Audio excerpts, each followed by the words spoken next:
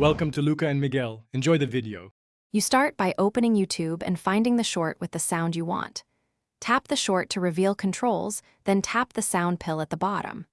Once you open the sound page, make sure you see the sound waveform and usage stats.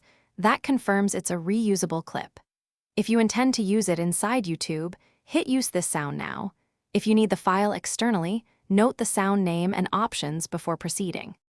Once on the sound page, decide whether to work inside YouTube or export. If you stay in app, tap Use this sound, record or import your video, then trim so visuals sync with the audio.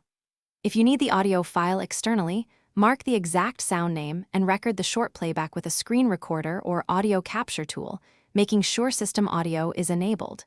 Keep the clip length and start point consistent for accurate sync later.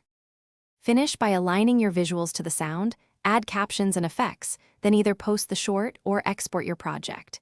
If you exported audio, import the MP3 or AUK into your editor and nudge start points until lips and beats match.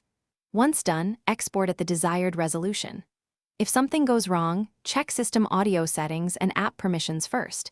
Make sure recording captured system audio, not just microphone, and adjust trimming offsets if sync is off. Thanks for watching and please subscribe. It's the best investment you'll ever make.